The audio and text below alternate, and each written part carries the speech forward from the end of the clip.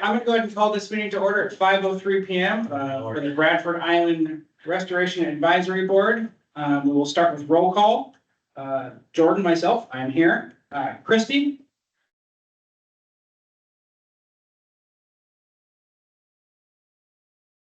Valerie? Present. Asa? I'm here. Here. Is that Christy? I think so. Okay. All right, Carl?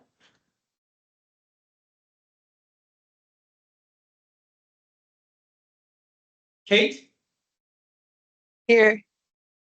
Mitch? Here. Jennifer?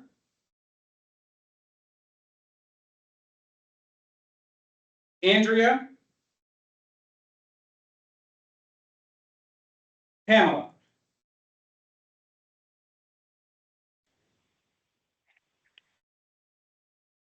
And we had someone join on the phone, number ending in 0372.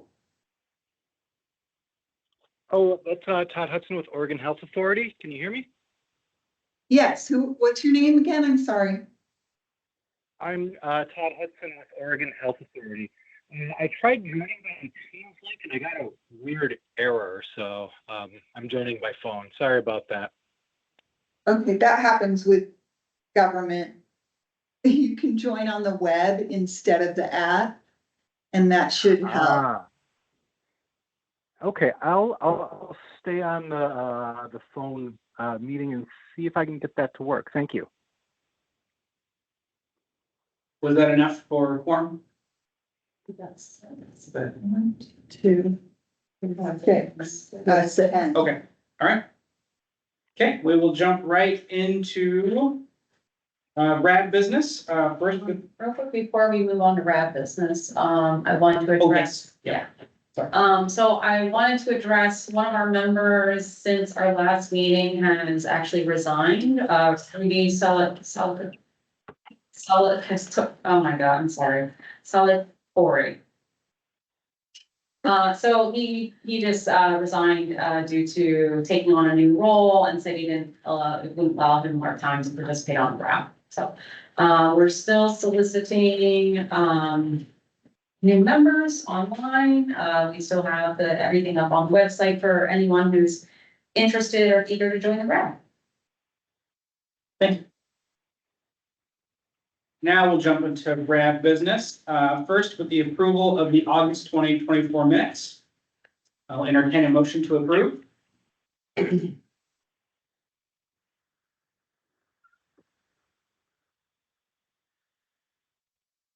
This is Asa. I move to approve. Okay, a second? I'll second. Okay, we have a first and a second to approve the August 2024 minutes. Any discussion on them? Is there any way that we can get those minutes sooner? Yeah, it's been really tough with, especially with doing monthly RAB. It's hard to get them out with the drum beat, but yeah, we're trying to. So by the time I get them, I have no idea as to what was really said and what wasn't, so it's hard to read back over them to go like. So it'd be nice if we could get them earlier, if it's possible. The recordings are also available. Is that right? Yeah, they are. Well, last week's out, yeah, but it'll go. Yeah. But yeah, I hear you. We're trying to. And the written ones are things that come up later that people read too, so they kind of have to be pretty accurate, it's really, because when people read back over them, it isn't really exactly what was said, then the definition is different. But the recordings have everything too. Yeah. So they should back up the minutes. What are the official minutes of this board? For the city of Cascade Locks, we just switched from written to digital. So the recordings of our meetings are official city minutes. And that's what, 100 years down the road, that's what people are going to go back to read the minutes. Right. That's kind of what I was getting at there. Yeah. Because all the minutes, like I said in other Zoom meetings and stuff, and you hear what was said, and then you read over the minutes, and it makes no sense whatsoever. Because like, I don't remember that. So to answer that question, the written minutes, they're PDF'd and sent to the RAB members. Those are the ones that are captured in the administrative record. That'll be like the record that's on. Do we have the videos go in the administrative record? They're on the website, so we haven't uploaded them. I haven't crossed that bridge as far as uploading video to the digital library, because we don't have that restriction. We can maintain a link on our website for whatever, for however long, because those links go to a YouTube, and so it's completely different. So they'll be the administrative record. I mean, it could be considered part of the administrative record, I guess, but I think have to look into if is that happening in other like RABs? Are they starting to upload like video files? And as part of the administrative record, well, certainly the written minutes are part of the administrative record. Yeah. So when you're going to talk about like 50 years from now, if someone wants to look at what was happening, that would be certainly. Yeah. I'm assuming as a volunteer board, we can't influence federal policy, but and vote to make the digital recordings the official minutes. Well, we can certainly look into it and provide you an answer back, whether that's possible. I definitely don't know what the answer is today. Yeah, it's for future records. And as far as, changing federal law. Yeah, good luck. I can certainly just float the question.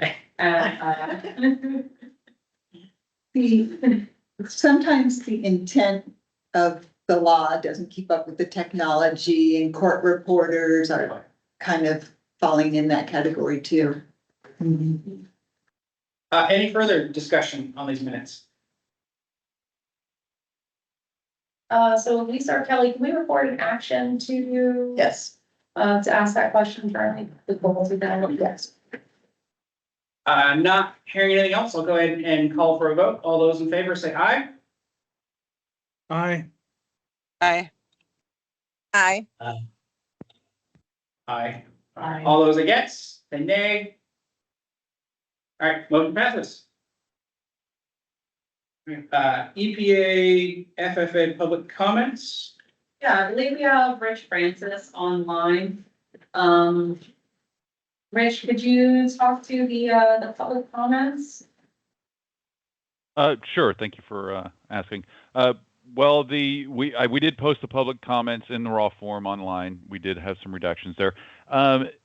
The latest email traffic that I've been seeing today, and this is all being negotiated by the attorneys, is that the responsiveness summary is in its final form. It's now currently being reviewed by the signatories to it, which would be, our regional administrator. And I think that there was some recently the Grand Ron signed a memorandum of understanding, which just came out yesterday, and so there was some back and forth on whether we should include that in the new FFA responses in that update. But then that means that it would have to pass all these different checks again, and you would be looking at another month, maybe or two, of just people reviewing the document and saying it's okay. So we are recommending that the FFA get signed in the form that's currently looking at now, and not go through another round of discussions about whether the Grand Ron, no offense to the Grand Ron, should be included in that as an MOU party. So for right now, it's on our regional administrator's desk, and we'll see what happens. Hopefully soon. Hopefully very, very soon. Pamela just joined again, sorry, in case you didn't vote before. Great, thanks for that update, Rich. Any questions from our board regarding Yeah. FFA public comment? On the redactions, what was the reasoning for redacting? And what type of things were redacted? It's personal identifying information, so like names, email addresses, phone numbers. But anything that was written in this comment is Yeah, not if it wasn't redacted? like a personal information, it would be taken out. Okay.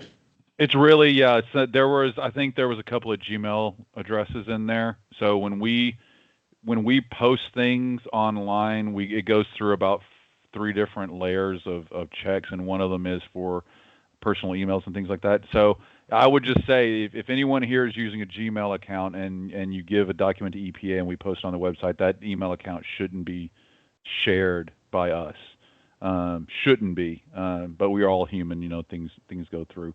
And it's the same with the states as well. The Oregon, I know you guys can chime in if you want, but they have the same kind of personal identifying information scrubbing that EPA would. Same kind of reason, like when I'll send out a announcement about this RAB, I'll blind copy everybody, because there's so many personal emails included. Right. I was just curious what the reactions were. All the good juicy stuff. Any other questions? Anything in the chat? Okay. Any other, new business, any RAB member like to bring up that is not already on the agenda tonight? The one thing that I had sent the RAB members was that draft letter to the Environmental Justice Council and looking for their approval to be able to send that as a RAB member, or do I send it as a private person? So what's the topic that the comments responded to? I sent everybody it's just an email on concerns on lack of communication between EPA, ecology, our city and local governments on deed restrictions and stuff like that. And so it's kind of it targets Bradford Island, it targets all of our local landfills. So I would really like to use the weight of the RAB to go to the environmental justice with that. And that's why I sent the email out to everybody asking for them to either approve it or, if they don't think it's the direction they want to go in, that's fine. I'm okay with it. I can change 2 words in it and they're still gonna get the same letter. So I'll say, I won't put in any vote from the floor on that, but, for speaking for the RAB, it needs to be focused to the scope of Bradford Island. I would recommend separating, if the RAB wanted to go through with that, I would recommend separating the Bradford Island comment and then the separate comment on, other landfills. Even though the other things are linked to Bradford Island. And are they part of the project scope? You mentioned other landfills, so. Yeah, there's other landfills of concern, yes, that could be. That potentially are connected to the Bradford Island Army Corps whole project. So, and if it's something that the RAB can't do, that's fine. I'll just take the word RAB member out of it and ship it that way. The 26th is their next meeting. Okay, I didn't get the copy of the email to say whether or not I agree that it's all Bradford Island scope or some that isn't. So I'll just leave the comment for the RAB members to consider that. That any like official comment from the RAB, this Bradford Island RAB should be on the scope of Bradford Island scope.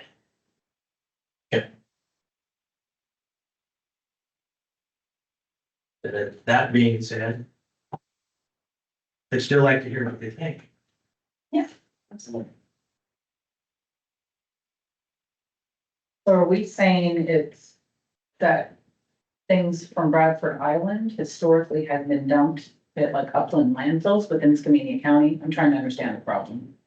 That's what I believe has happened since early 30s, because there's nothing EPA or Army Corps has ever been able to provide that shows there was a landfill on Army Corps' property at Bonneville Dam. So therefore it went somewhere, and were they only dumping the PCBs and the sandblast stuff in the river? Or was there stuff actually loaded up and taken away? My guess is, yes, it left that site. So that's why I wanted to bring it into play. I have a clarifying question. I might have understood or misheard.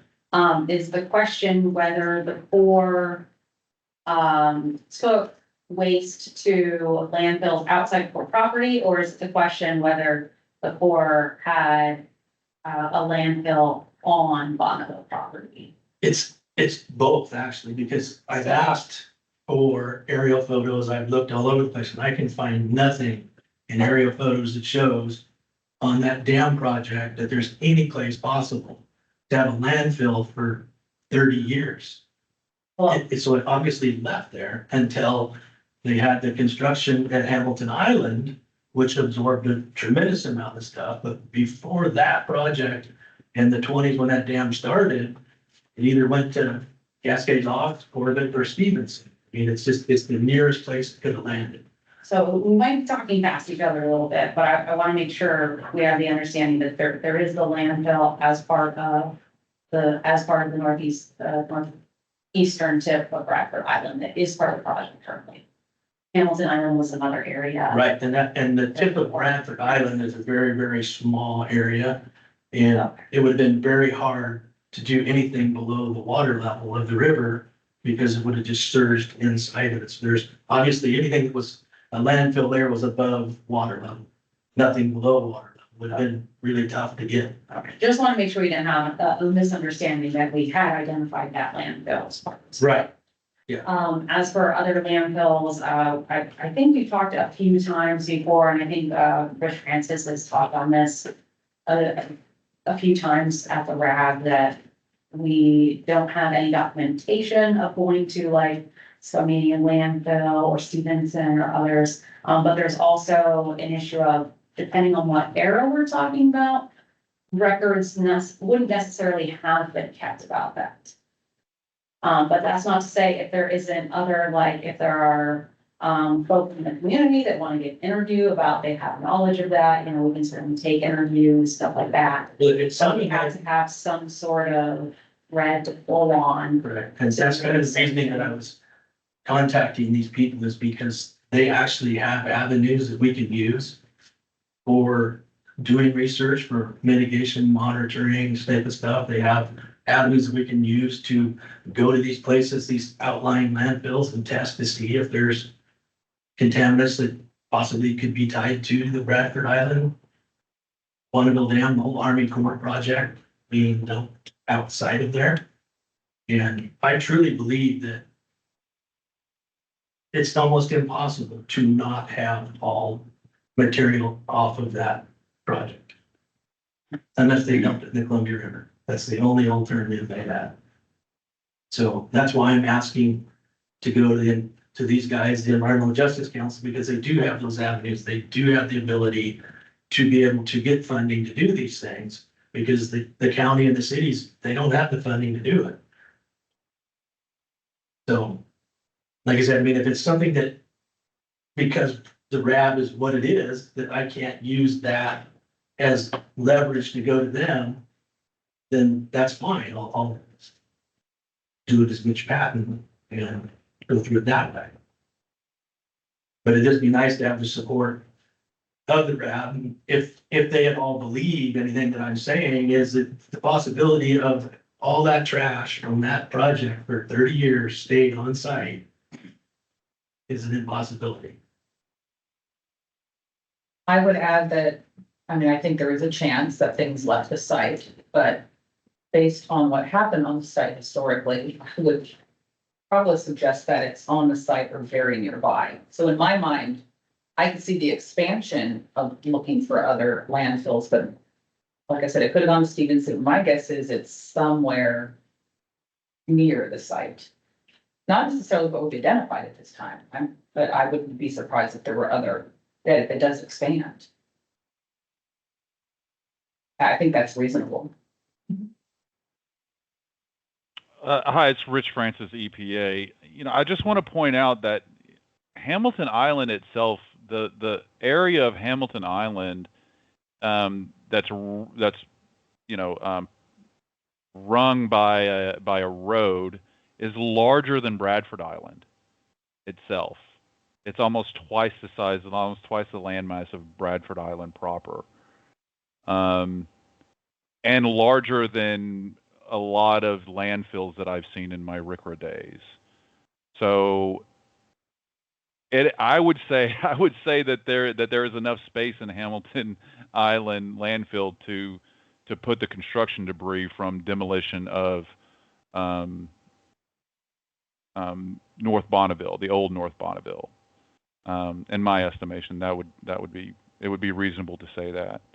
Yeah, I'm totally on board with that, but I'm talking before that, before the creation of the second powerhouse.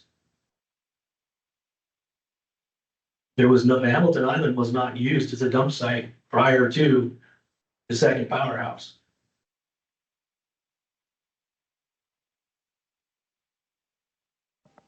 Well, okay. So if materials were sent to a landfill, right?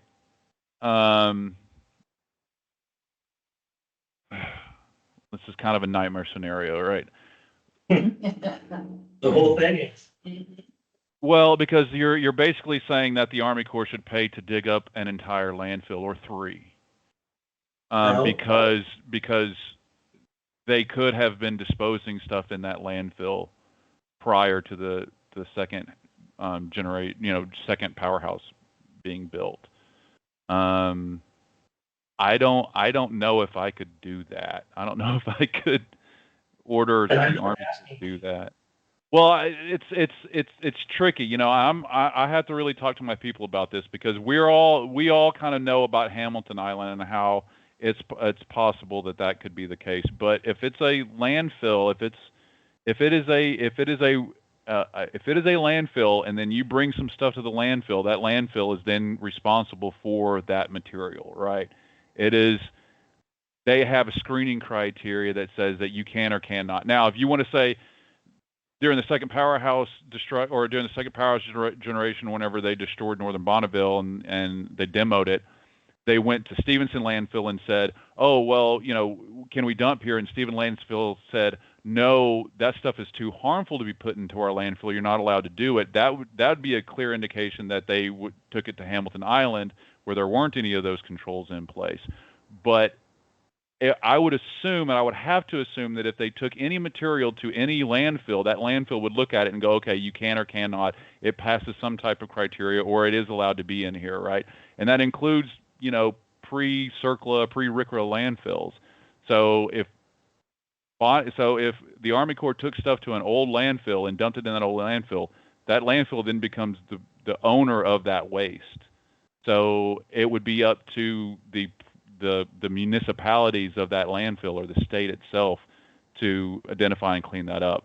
I really have to talk to my legal people about this and my policy people because it's a stretch. I mean, if there are things going on in those landfills, I fully support investigating them and cleaning them up and making sure that the right people are on that job.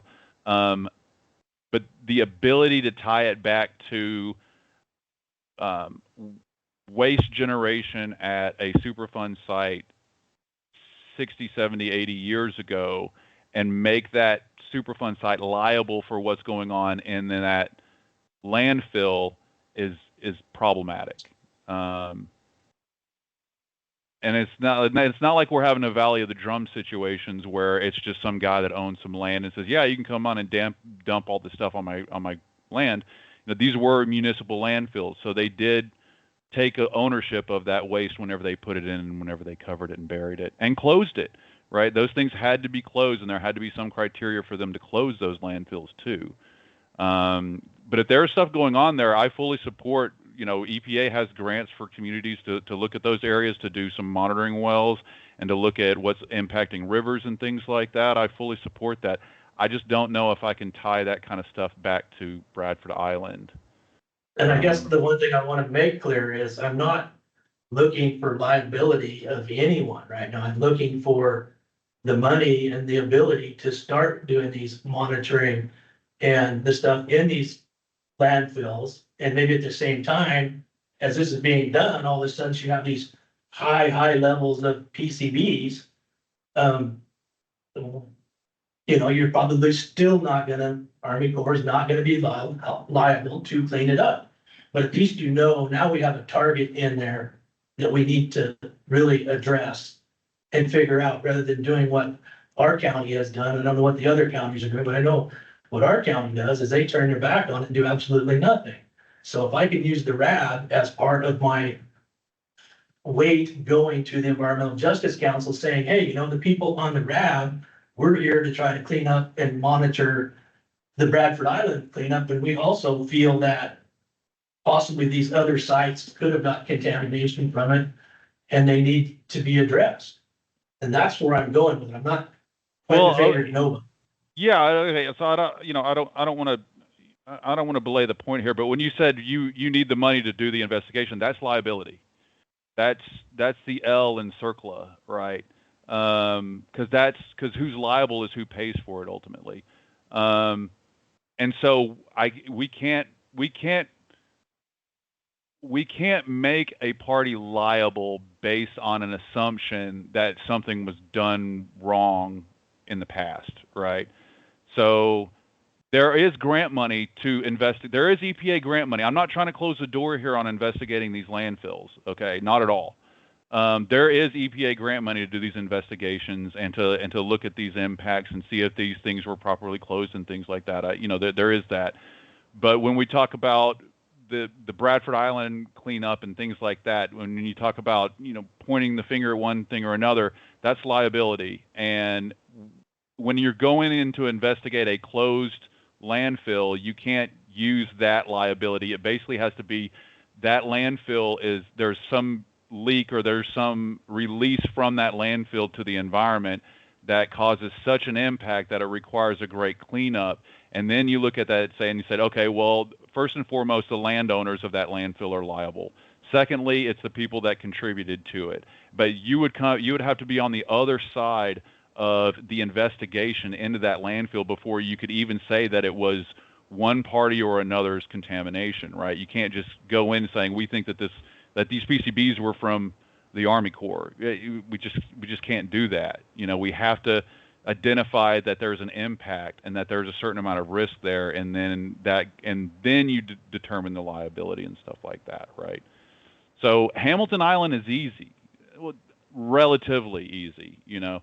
It is a former Superfund site, which means that if we do find contamination around the island, if we do find an impact to the environment and to the ecosystem around that area, we would have to reopen it, which is a lot harder than adding a new OU. But it is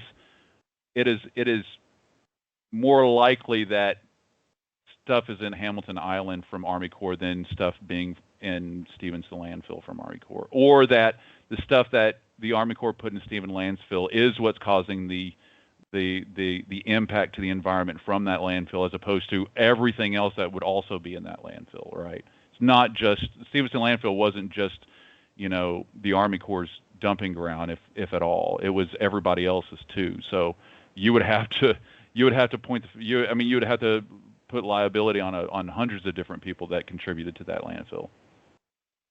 Yeah. And that, you know, reading that thesis that I found of the relocation of North Bonneville, it talks in there with Army Corps and the city of North Bonneville, or the town, arguing back and forth who was going to pay for the placement of 3.5 million cubic yards of material from the second powerhouse to the Stevenson landfill. But then again, as I said, there's no records of it ever happening, but the discussion was made. So it kind of right. There's your evidence right there. There was a discussion happened. Army Corps tried to dump the stuff from the powerhouse and the destruction of the North Bonneville into Stevenson landfill. If we don't have records that it actually went through, that means that it ultimately fell through. And if the records show that it was Hamilton Island, then that's where they ultimately placed all that material, which I thought we've already established that, then there you go. As far as anything else prior to that, again, just like they was rejected for the second powerhouse material or whatever, it might have been accepted for the other material, right? And it could have been anything it could have just been regular garbage that they were exporting off that, you know, and putting in Stevenson landfill. But if there was a rejection, or the negotiations at one point fell through, then they might have had some acceptance criteria that was acceptable before that, right? Yeah. But like I said, if you're concerned about these landfills, we should probably take the liability or the PRPs or whoever would be a PRP out of the picture first and try to look at if there is an impact and how you would go about getting the funds to finance that investigation through grants and, partnerships with, other groups and things like that. Right, that's kind of what I'm looking to do, is to be able to get to where Skamania County will say, hey, we actually should be looking into these things. And so if I can get the avenue for them to go down, that would be helpful. And that's kind of where my mission would go into. So I just want to clarify that without there being any understood tie to Bradford Island, it will be outside Bradford Island business. So the RAB should not make an official comment on that. Of course, as individual citizens, you're more than welcome to do that. Right. I can get that.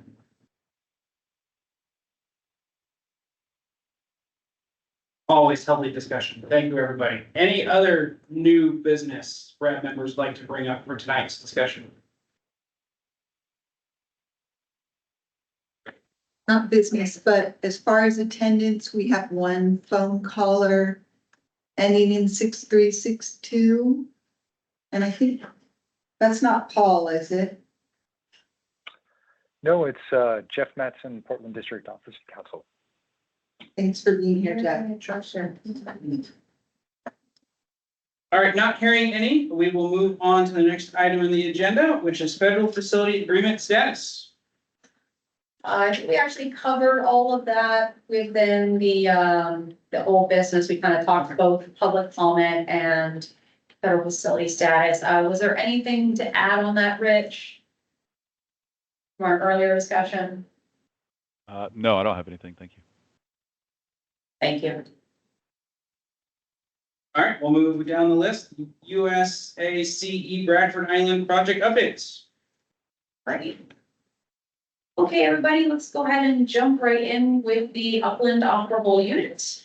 So for the supplemental remedial investigation phase that we're in now, we had developed a work plan. The regulators and flags have commented on that, provided those comments around the end of last month to us. We're currently in the process of going through their comments, starting to draft our responses to comments. We'll have some technical meetings internally, and then we'll start having some additional meetings to discuss those with regulators and tribes, and keep pushing forward to produce those responses to comments. That'll be the next step, to send them back out to all our commenters. On the non-time critical removal action of the upland operable unit, we're still developing that engineering evaluation and cost analysis. It's moving towards its conclusion. The team has been able to review that, and we're just working through all the team's comments and revising it, getting it ready for regulator and tribal review. Next slide, please. Okay, moving over to the river operable units.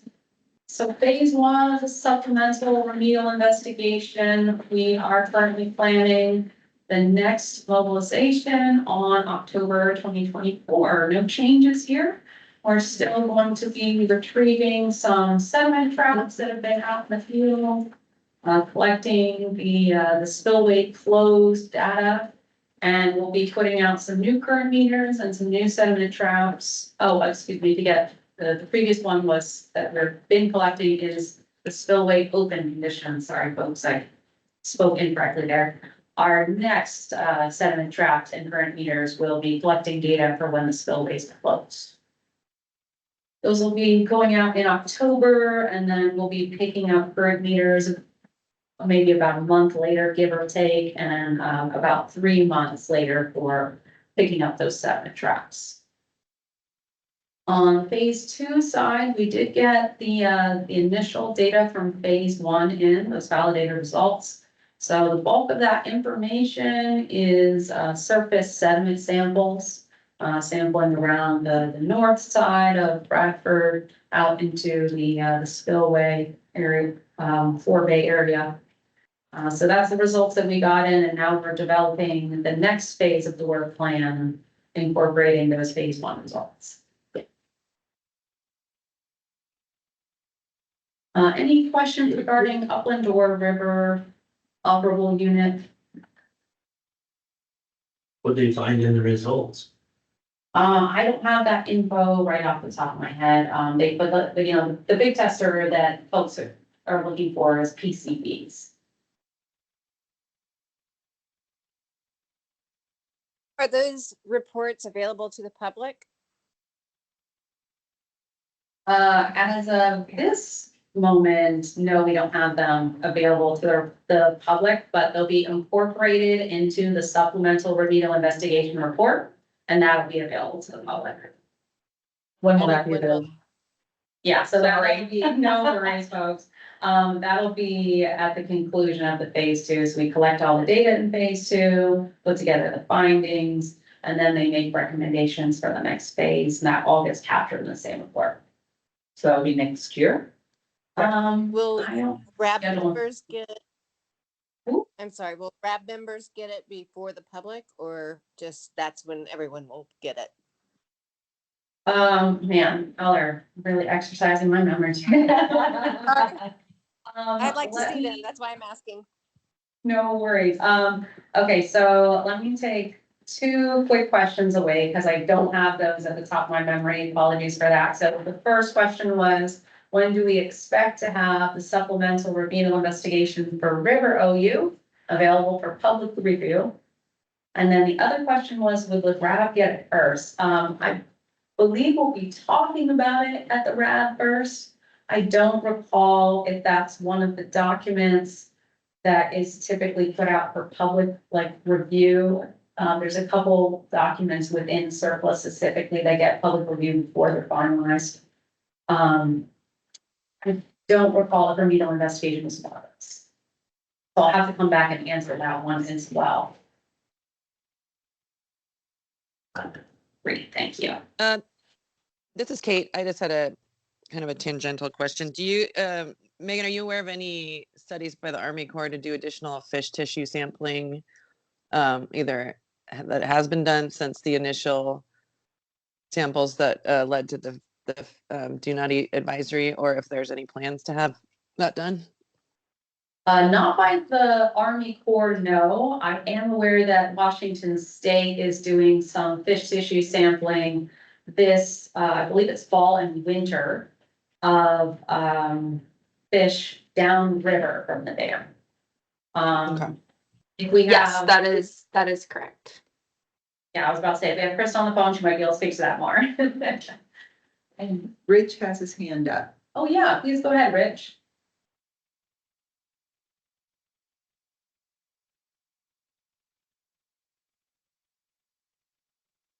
Rich, you're muted.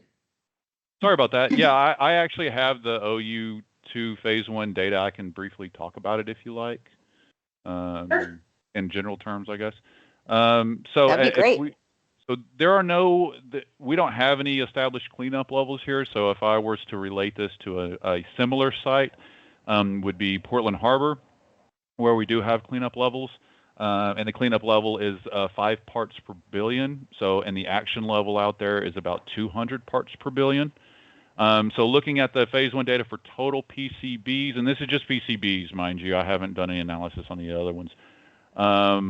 There are 1, 2, 3, 4.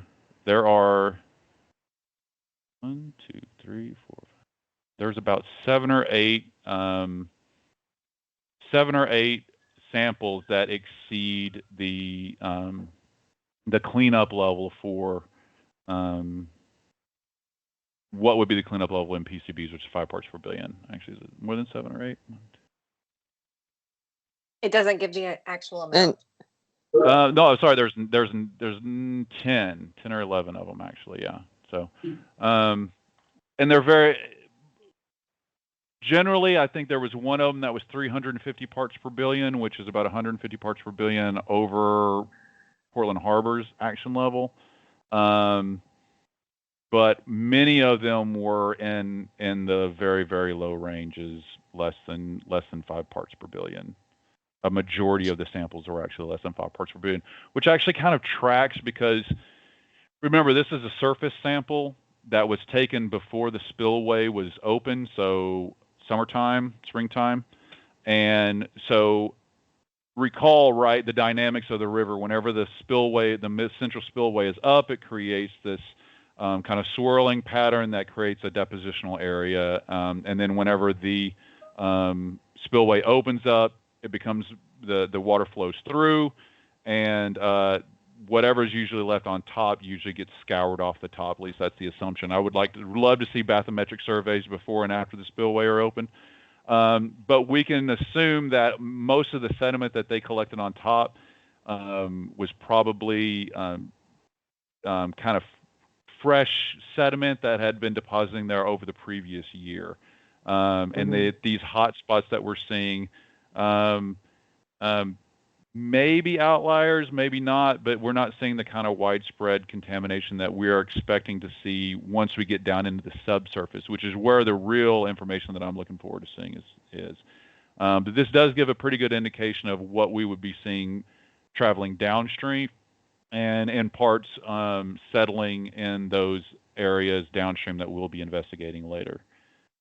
Which means that if we take surface samples downstream, they're probably going to look relatively clean compared to some of the other site, which is, more evidence for us to start looking down into the subsurface for the historical contamination. So. And are those the tests that were done? Are those partial or full congener sets for the PCBs? Oh, they did full congeners, yeah. Okay, cool. Thank you. Sure. I'm gonna add that briefly to what Rich said. He mentioned those subsurface results that he'll be looking for in the future. That'll be part of the phase 2 sampling of the river operating unit. Is there anyone online here that is fish biologist? A great question. Oregon or Washington? I'll just say for the people in the room that Todd Hudson with OHA wrote a comment about Washington currently is planning fish tissue sampling in the lower Columbia. This winter. Yeah. But the question I had that maybe we could get answered later is I was trying to figure out, and I can't seem to come up with it, but the lifespan, because they checked the bass, if I remember correctly, for tissues. Smallmouth bass. Smallmouth Yeah. bass. So I'm wondering, do these things live 6 years, 7 years? I've heard they only live like 7 years. But it doesn't seem feasible to have the levels of the PCBs that are found in this fish. If you're getting that in 7 years, that seems really high numbers for a 7-year-old fish. I mean, it seems like they must be 20-year-old, but everything I read says they don't live for 20 years. So trying to figure out what is that? How long does a bass live? And how do they get to these levels that are off the chart levels? And I've talked to a couple of hatchery people that said their feelings are, if these fish truly had these numbers in them, they'd be dead. So I'm just trying to figure out how these bass are found to have these. Yeah, I can talk a little bit here. I kind of wish I had my ecological risk assessor here, but I will try not to butcher this. So PCBs, they bioaccumulate, right? So in the fat cells in the gray fatty areas of the fish, right? So it's not really about the exposure to them in the sediment and in the water column. It's more of the biota that is down inside the cracks getting contaminated, and then the fish eating that biota or smaller, and then it kind of goes up into the web, right? Some of the highest levels of PCBs that we found in marine life are actually in lamprey, which don't live very long.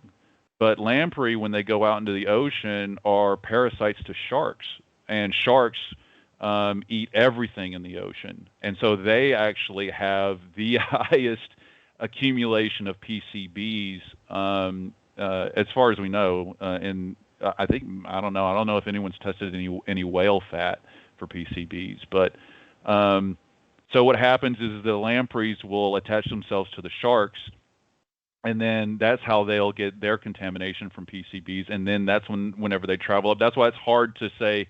So that's hard to put a fish restriction on things like lamprey and other migratory fish, because we don't know where that contamination actually came from. But it's the bioaccumulation of it that does it. It's not so much that, because you're right. For a couple of years exposure, the water would have to be pure PCBs for them to get some of this contamination. If it was just kind of a dermal, absorption, but it really is part of the food web. And I welcome anybody that is a marine biologist or an eco risk assessor to chime in and expand on that. But from my experience, it's the crawfish and things like that are getting down into that are getting contaminated and then getting eaten by bigger fish. They get eaten by bigger fish. They get eaten by bigger fish.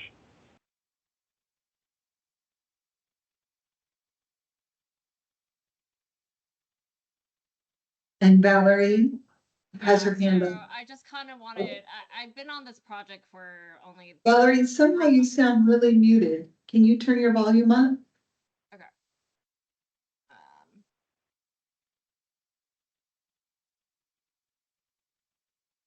Can you hear me? It's still very quiet.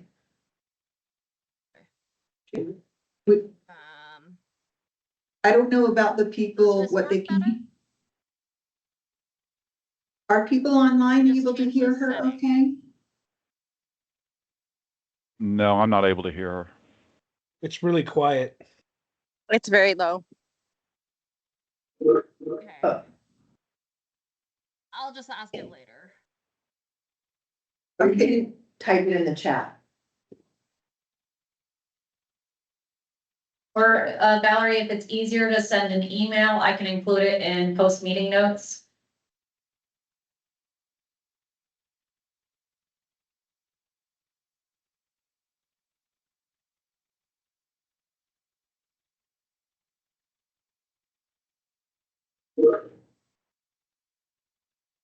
She confirmed that what Richard said is correct about biomagnification. And I'm assuming that's Valerie Chu at Washington. Correct. Great. Thanks, Valerie. Yeah, and thank you, Valerie, for biomagnification. So yeah, biomagnification is how it gets up so high. Bioaccumulation is how it just kind of collects in the fat cells. Thank you. Other questions about this before we move on? Anything in the chat? Move on to the next slide. Sorry. Okay. Valerie added that she heard there was a passive sampler study a few years back.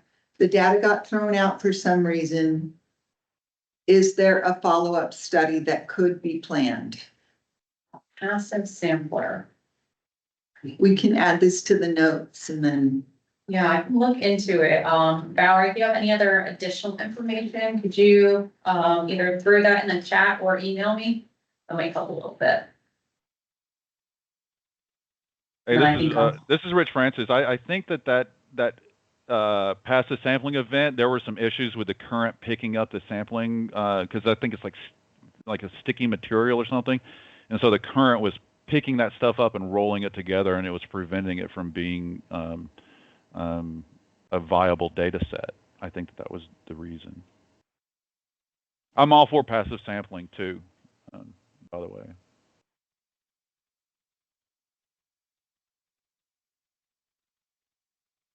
That one I'm not super familiar with, but I can look into that and provide an answer back. I got that. All right, thank you. Okay, So moving into the rest of our project updates on Cascades Island, we're finishing up the responses to comments for regulators and tribes.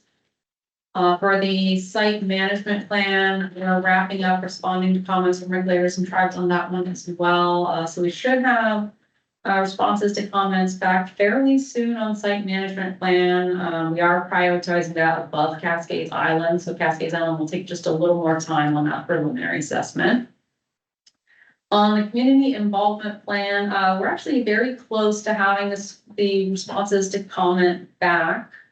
We did have some additional comments that we're finishing up responses to. So I believe by early next week, I should be able to get that back out to the commenters for their review. And then Rich talked about this a little bit earlier, but the memorandum of understanding with the Confederated Tribes of Grand Ronde has actually been signed now. So that's our third tribe that has an MOU with Army Corps, EPA, the states, and it just involves them very significantly in the technical and planning processes of this project. So yeah, glad to have them on board. The window remains open for other tribes, of course. I believe that's the rest of our project updates before talking about community updates. Any questions on that last slide? Pam shared a photo. Is that a passive sampler on the surface of the water? Pam?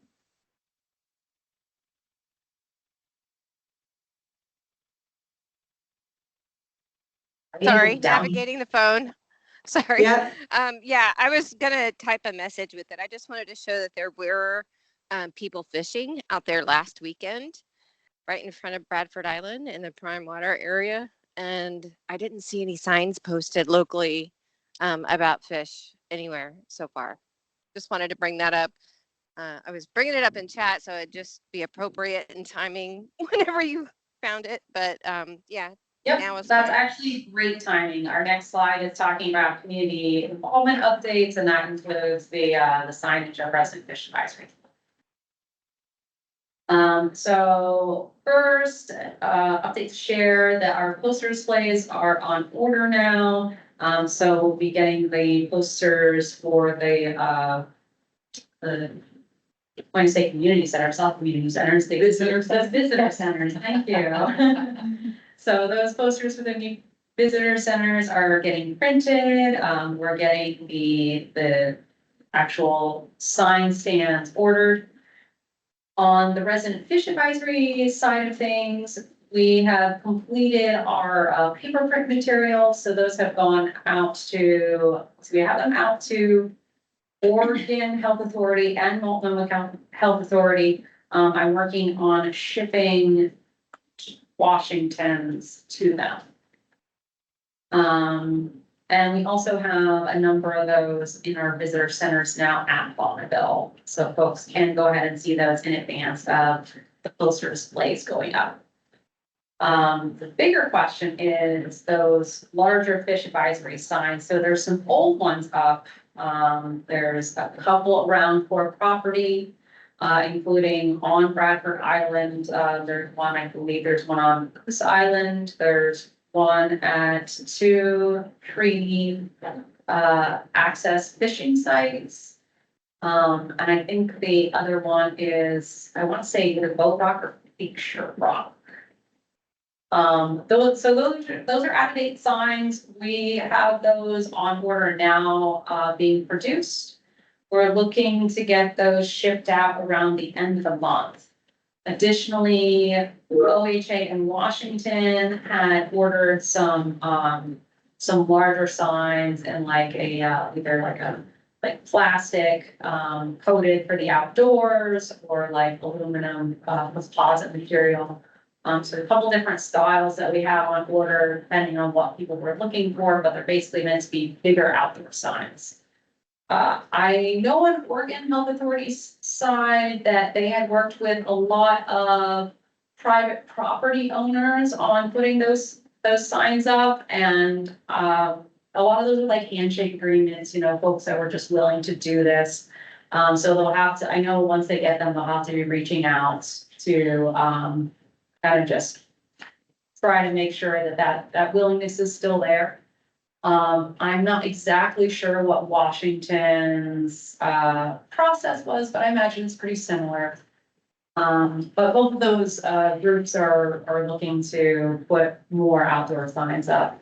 And I did see as of last month, the folks that run the Eagle Creek campground had just printed and laminated some of the newer signs and put them on their billboards.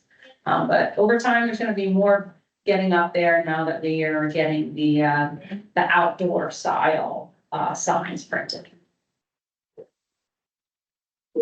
And Todd confirmed that Oregon Health Authority received the advisory information from USACE and that their program coordinator is going to be getting those materials out to people next week when that person is back from leave.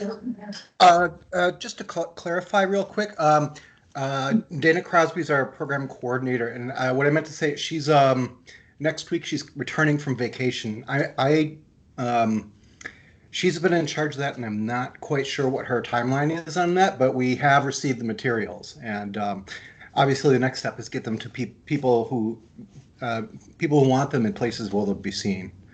She'll have more to say when she returns. Thank you. And Hi, I'll say, Sorry, Hi. this is Megan Christian with OHA, and I can just confirm I spoke with Dana before she went on vacation, and she has sent out some of the materials already to groups that requested them.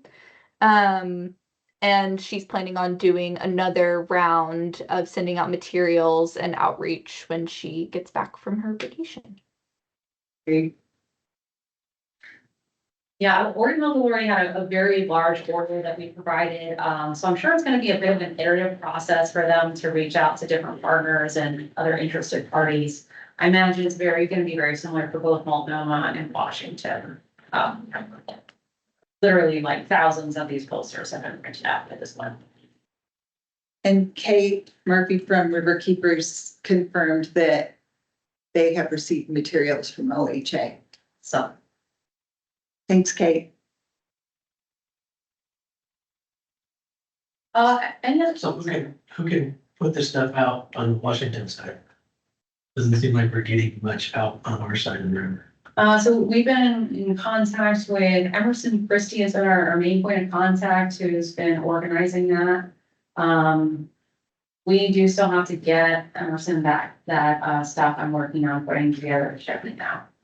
Originally, we had planned, Emerson had planned to be in Portland at some point to pick those up.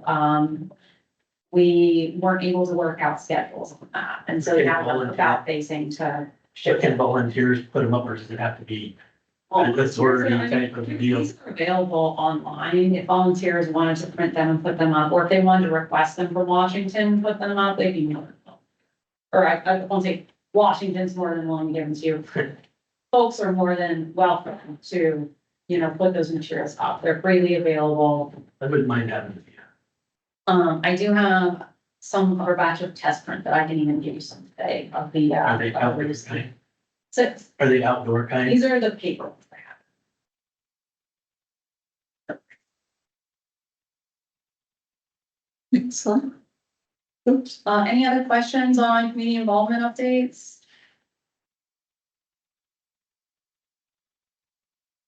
All right, great. Yes, we move on to the next slide.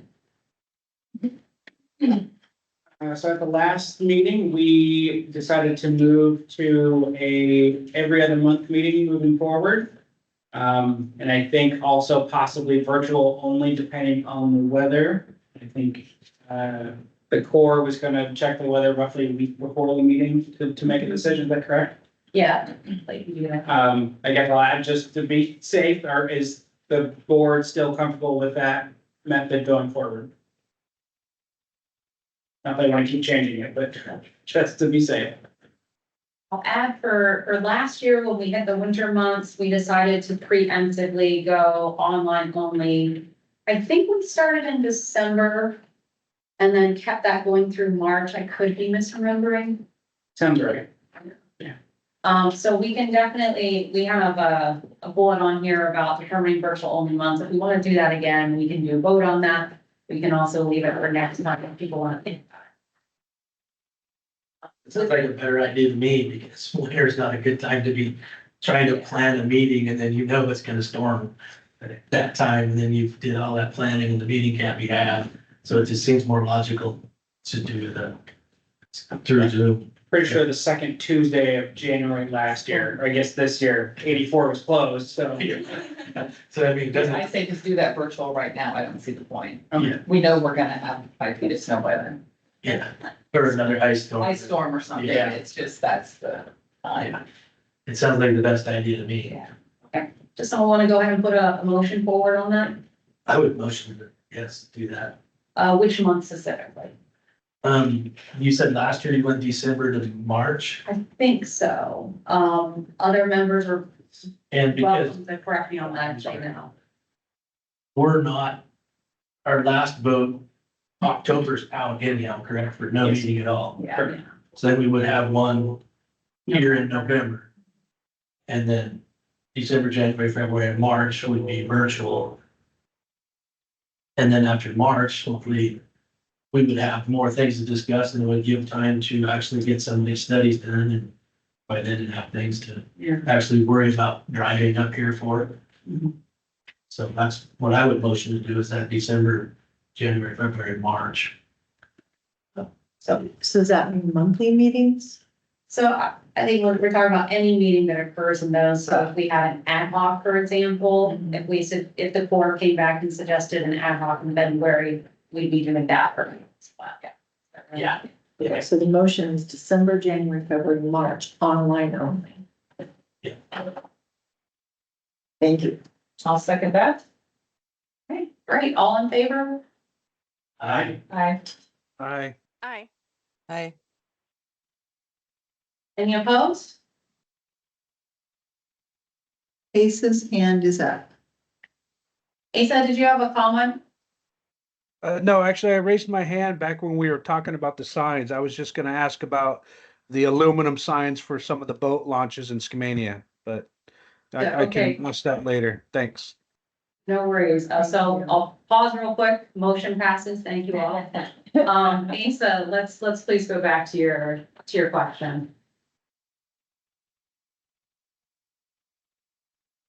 Yeah, I was just, I remember there was I asked about maybe aluminum signs for the boat launches in Skamania. And are those signs being made also? Thank you. I believe that would fall under Washington's, correct? I can check in with those folks and see if boat launches in Skamania are a part of their distribution plan. And then provide that back. We take that as a board action, please. Thank you. That's kind of my question is where did this fishing boat launch from that I took a picture of? Is it Skamania, Cascade Locks? Had to be somewhere upstream. Good to post there.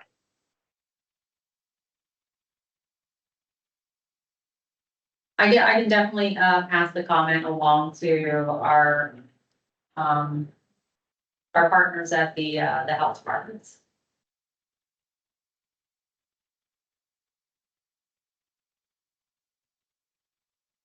Okay. I believe that brings us to the last slide.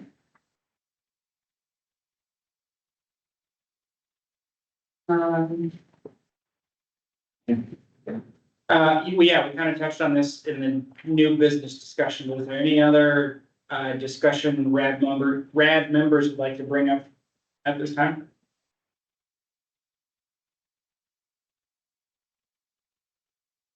Or any requested topics for future meetings?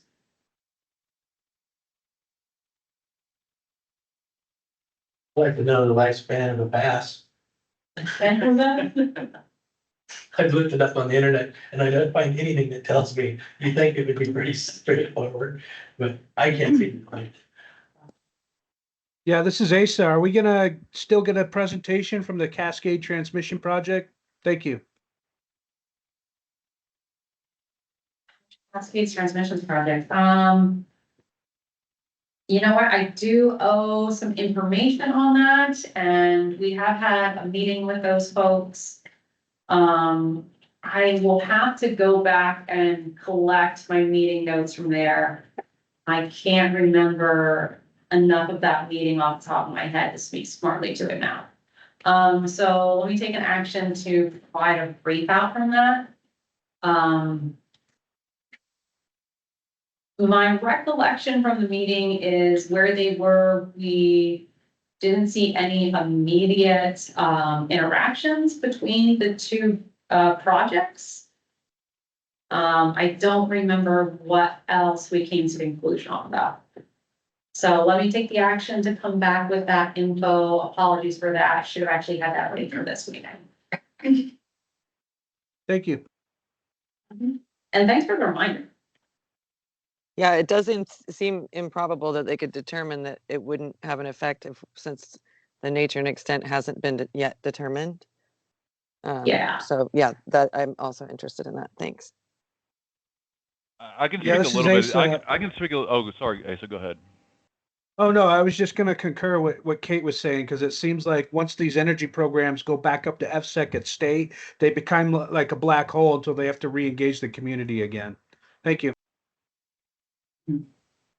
Also, I know, Megan, you asked the question about the long-term lifespan, but I think there is some concern that, companies often plan to sell it off at the end of its lifespan and leave the mess for someone else to clean up. So just also looking long-term to make sure we're not signing up for a big mess. We did have that as part of our discussion. I don't recall off the top of my head what the response was, but I know we did get some feedback on that, so I can include that as part of my response to this, RAB. So I can speak a little bit out of it from the meeting. Was that this transmission line is going to be along the riverbed, and then it's actually they're going to pull it up out of the river around Fort Rains area, and then run it parallel to Highway 14, was Evergreen Highway, run it along Evergreen Highway until it got around to where North Bonneville currently sits, and then cut south through a part of Hamilton Island. Well, the Hamilton, around where the Hamilton Island boat ramp is. For those of you that are online that are looking at maps or something, it slopes to the southeast or southwest, and then cuts a little bit harder to the west around where the Hamilton Island boat ramp is, and that's around where that transmission line is going to come back into the water and then cross down, and I think it's going to cross over the river and then go over to the other side. So I think that they're trying to bypass Bradford Island, the entire complex in general. But we did say that, Hamilton Island, those areas are, it's a former Superfund site. So, we would have to be looking at to make sure that if they were going to be disturbing that soil, that they would do some sampling first to make sure that there isn't anything that they're kicking up or disturbing. And I think those are the criteria, or those are the that would be in any institutional controls and lease deed restrictions, land use covenants, things like that would be in that area that they would be forced to comply with if they were going through. But much like I told Mitch last RAB meeting, municipalities and counties, they'll take these old sites and they'll carve them up as best they can to make parcels that weren't historically contaminated and coordinate those off from the ones that are historically contaminated. That way they can still kind of generate some money from those land uses. So it wouldn't be surprising that Skamania County divided up this site such that, if they were to go through a parcel that didn't previously have contamination, that parcel probably wouldn't have those restrictions on it. But we're still keeping an eye on it though.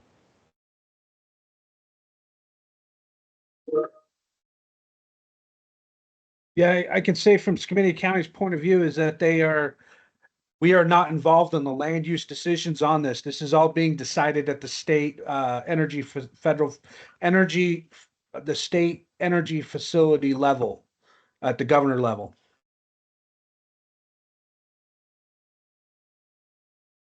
And Pam expressed that she liked that brownfields were a great reuse of land.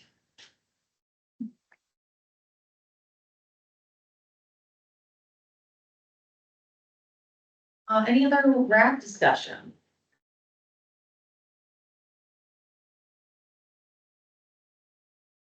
Any comments from the public?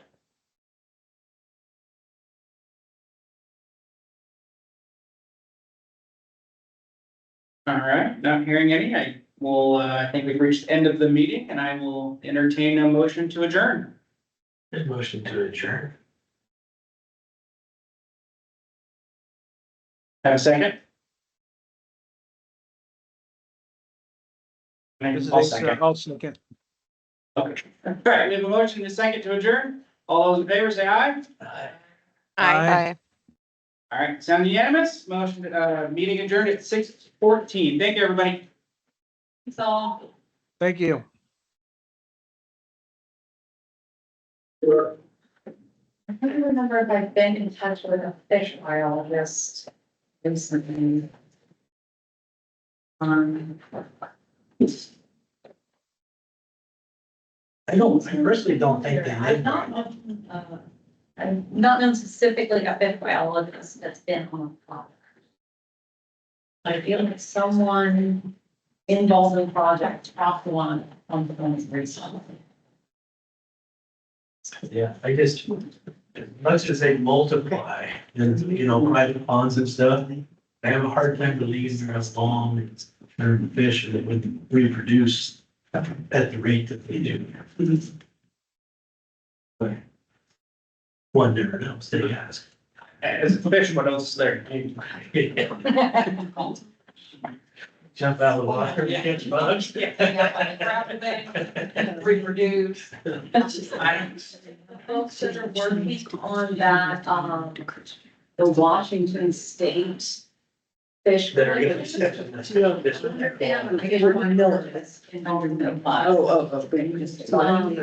Anderson, EPA has been doing a lot of coordination with them. I think it'd be a good source of talks to see if they have anyone that they recommend to talk to. I'd be curious to see how we get They're active. in that little short window that they release those fish above the dam that were supposed to be fish from a pond that wasn't contaminated. They took them up there, they dumped them in, they watched where they swim around and took samples from them, and they were elevated numbers. They're like, that's weird.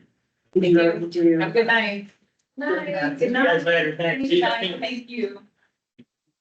Oh, Mitch, did you want any of the paper printouts? You're just looking for hard ones, like. Yeah, if you got a couple of papers, I'll take them and stick them in the storage on their I mean, how, like, boards or whatever.